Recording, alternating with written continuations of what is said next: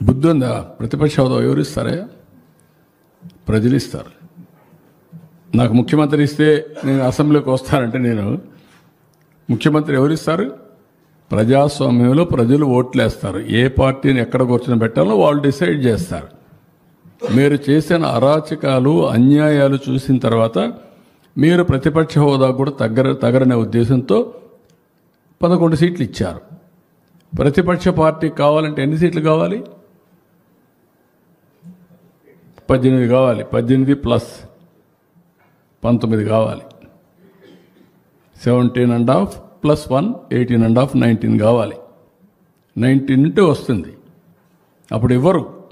అది రైట్, హక్కు, ప్రజలిచ్చే అవకాశం, అది ప్రజలిచ్చే అధికారం. రాజకీయ ప్రభుత్వం ఇచ్చేది కాదు ఇవన్నీ.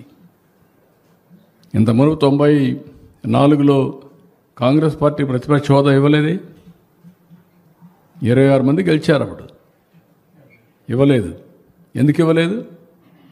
వాళ్ళు అడగలేదు, మేము రావనలేదే. వాళ్ళు అప్పుడు వాళ్ళకు ప్రజాస్వామ్యం అంటే తెలుసు కాబట్టి. బెదిరిస్తే వచ్చేదనుకుంటే ఎట్టవుతుందండి? ఎక్కడ బెదిరిస్తావు? ఎందుకు ఇస్తారు? ఆ రోజులు అయిపోయినాయి. బ్లాక్మెయిల్ చేసే రోజులు కూడా అయిపోయినాయి. ఇంకా మళ్ళా గొలగరాయి డ్రామా, కోడికత్తి డ్రామా, గొడ్డల వేటు డ్రామా. గొడ్డల వేటు గుండెపోటు నేను నమ్మాలా? ఇప్పుడు కూడా నేను నమ్మాలా? నీళ్ళు ఇస్తే నీళ్ళు ఇవ్వలేదని నేను నమ్మాలా? ఎరువు ఇస్తామంటే ఎరువు ఇవ్వలేదని మీరు హైజాక్ చేస్తే మేము మిమ్మల్ని రైతు ఉద్యమంగా భావించి మీకు జోహార్లు కొట్టాలా? వాళ్ళు దగ్గర పెట్టుకొని పనిచేయండి మీరు.